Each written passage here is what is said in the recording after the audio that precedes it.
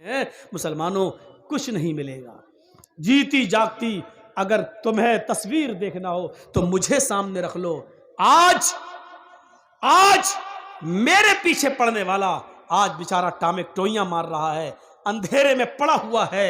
आज वो अंधे सोता है, मेरे खिलाफ वीडियो निकालता है और जी हिंदुस्तान को देख के कहता, देखिए मौलवी जर्जीस ने क्या क्या कहा है मोदी के बारे में, यानी हमारे ऊपर केस करवाना चाहता है, बीजेपी के लीडरों से मिलता है और हमारे खिलाफ जितनी भी तकरीरें मोदी और योगी के खिलाफ हैं वो सब निकाल कर इकट्ठी करके उसकी सीडी पहुंचाता है, मेरे ऊपर केस करवाता है। लेकिन अल्हम्दुलिल्लाह हम तो 1000, 2000, 5000 रुपए वकील खड़ा करके हम तो जमानत पर रिहा हो जाते हैं, निकल जाते हैं, लेकिन वो हमसे भी ज्यादा पैसा खर्च करके वकील तैयार करता है, हाई कोर्ट और सुप्रीम कोर्ट तक दौड़ता है। मेरे भाइयों, हमको नेस्तो नाबूद करने के लिए, अरेस्ट करवाने के लिए, गिरफ्तार करवाने के लिए उसने अपने आप को बर्बाद कर लिया। यहां तक कि उसकी एक जमीन तक बिकने की नौबत आ गई है, जमीन जायदाद तक बिकने लगी है। यह सूरत हाल है। जीती जागती तस्वीर मैं हूं और मेरा वो मुखालिफ, मेरा वो दुश्मन है। यहां से इबरत हासिल करो।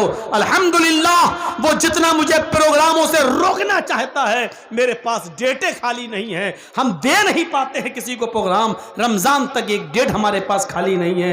मुझे अफसोस होता है कि लोग आते हैं बेचारे मिलने और हम डेट नहीं दे पा रहे हैं। यह सूरत हाल है, क्योंकि हम सिर्फ बिहार और बंगाल ही के लिए नहीं है, हमें हैदराबाद, आंध्रा भी देखना होता है, हमें हरियाणा भी देखना होता है, हमें राजस्थान भी जाना होता है, हमें दिल्ली भी जाना होता है, हमें महाराष्ट्र भी देखना होता है, हमें पंजाब भी देखना होता है। हमारे पास बहुत से स्टेट, हमें हर जगह बुलाया जाता है, इसलिए हर जगह का एक एक कोटा होता है, इसलिए मजबूर हैं। बिहार में अगर मुझे महीने में 5 देना है तो 5 ही दूंगा, 6 नहीं दे सकता। बंगाल में अगर महीने में 5 देता हूं तो 5 ही दूंगा, 6 नहीं दे सकता, क्योंकि हर जगह का अपना एक कोटा होता है। तो मेरे भाइयों, मजबूर होते हैं हम कि जब 10 प्रोग्राम हमारे बुक हैं तो 11वां वाला बेचारा मायूस होकर जा रहा है, लेकिन मजबूर हैं, हमें और भी जगह जाना है।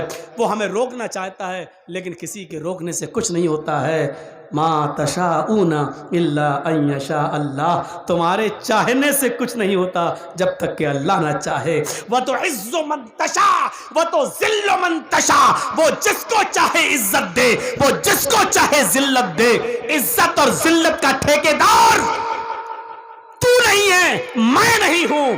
देख लो कि शान से बनाया था कृषि कानून और किसानों ने लोहा मनवा लिया, साल भर रुक गए, 750 किसानों की कुर्बानियां भी दे दी, लेकिन झुका दिया। 56 इंच का सीने को 28 इंच पे ले आए, आधा कर दिया।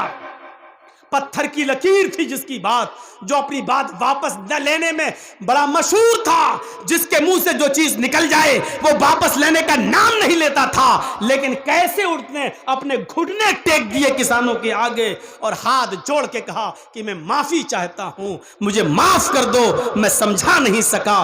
कहां वह तो इज्जो मन तशा वह तो जिल्लो मन तशा। इज्जत व जिल्लत का मालिक मोदी नहीं है, इज्जत व जिल्लत का मालिक योगी नहीं है, इज्जत व जिल्लत का मालिक इमरान खान नहीं है, इज्जत व जिल्लत का मालिक सलमान किंग सऊदिया का बादशाह नहीं है। इज्जत व जिल्लत का मालिक अल्लाह रब्बुल आलमीन है। वो जिसको चाहे इज्जत दे, जिसको चाहे जिल्लत जलील करे।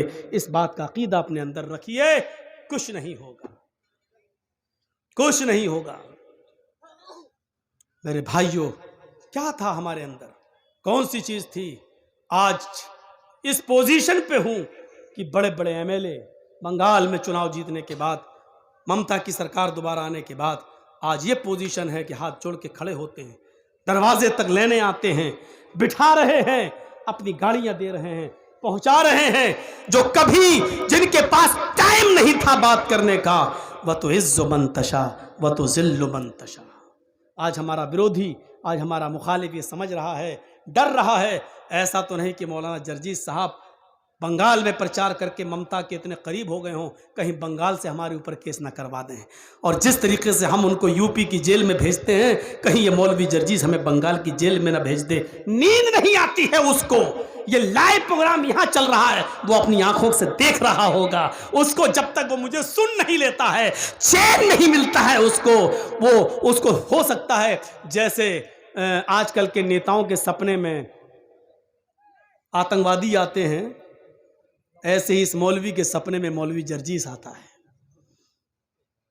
ये यूट्यूब तलाश कर करके तकरीरें निकालता रहता है और फिर उसमें मसाला लगाकर वो कोर्ट में पेश करता, देखो जर्जीस ये बोले, देखो जर्जीस ये बोले।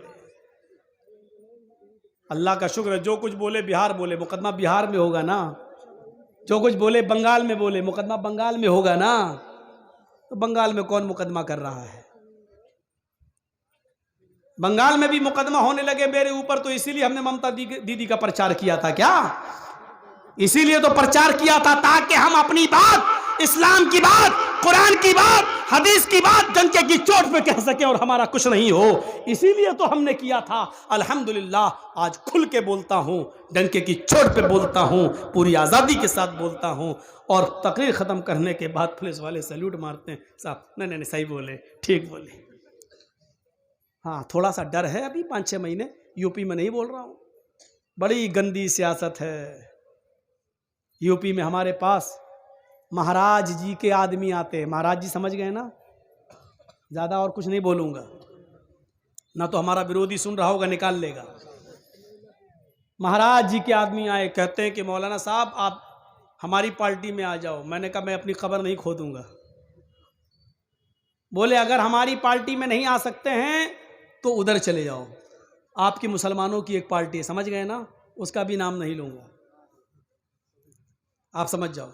तो हमने कहा भाई मैं उधर जाऊं या ना जाऊं, आपको इससे क्या फर्क पड़ता है? भाई आपकी पार्टी में हम नहीं आ सकते हैं, लेकिन हम कहीं भी जाएं। कहीं भी नहीं।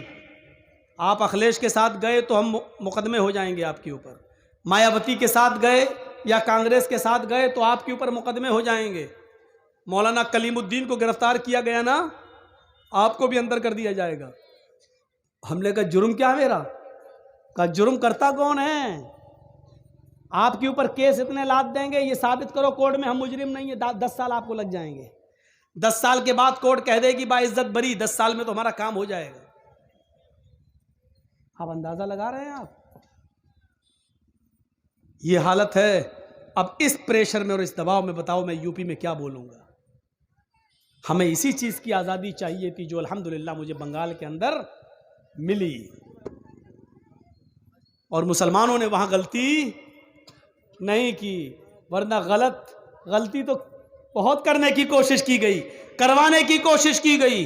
एक साहब उठे थे, वो कौन से थे, क्या नाम था उनका, फुरफरा शरीफ वाले, देखा ना, अब नाम नहीं लूंगा, वैसे इतना समझो, उठे, कितना गेम खराब करने वाले थे वो बेचारे।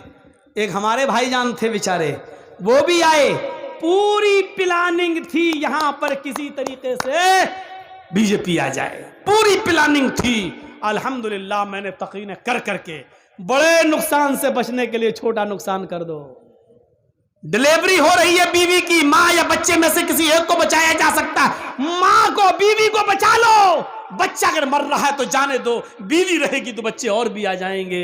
ये कह कहकर मुसलमानों की खोपड़ियों में हमने भरा और लोगों को एक किया, एक प्लेटफार्म पे लाए। अल्हम्दुलिल्लाह हमसे यूपी का एक पत्रकार मीडिया वाला पूछता है आप बंगाल में प्रचार, बंगाल वाले आपकी बात समझते हैं? मैंने कहा बंगाल से ज्यादा तो कहीं समझते ही नहीं है मेरी बात। हमने कहा यूपी में लोगों की समझ में नहीं आ रहा है, बंगाल में एक तकरीर की सारा मुसलमान एक हो गया, सारा मुसलमान एक हो गया। अब बताओ बंगाल में ज्यादा समझते हैं कि यहां ज्यादा समझ रहे हैं? कहा यूपी में किसका करोगे? मैंने कहा भैया मैं किसी का नहीं कर रहा हूं, जिसका करना चाह रहा था तो धमकी आ गई, या तो इधर करो या उधर करो, इधर आओ या उधर आओ। अब ये सोचने की चीज है कि हम इनके साथ तो आ नहीं सकते क्योंकि बीजेपी है, बीजेपी पे तो हम जा नहीं सकते, तो डायरेक्ट उधर जाओ, आपके ऊपर कोई केस नहीं होगा, जितना गाली देना हो दे दो, कुछ नहीं होगा। मैंने कहा ये क्या बात रही? बोला बस आप वहां चले जाओगे हमें फायदा होगा। ये कौन कह रहा है? महाराज जी के आदमी हमारे पास आकर कह रहे हैं। मेरे भाइयों, मेरे दिमाग में भैंस का गोबर नहीं भरा है, इतनी समझदारी है मेरे अंदर कि मेरे पास ये चीजें और खबरें क्यों पहुंचाई जा रही हैं, और ऐसा करके तुम कौन सा गेम खेलना चाहते हो। मेरे पास भैंस का गोबर नहीं है मेरे दिमाग में, इतनी अकल मैं भी रखता हूँ। कुछ लोग जो उस पार्टी से जुड़े होंगे उनको बुरा लगेगा, बहुत ही क्षमा और माफ़ी के साथ मैं ये बात कह रहा हूँ, बुरा नहीं लगना चाहिए आपको। जिसकी ऊपर बीतती है वो जानता है, और जिसको धमकी मिलती है वो जानता है।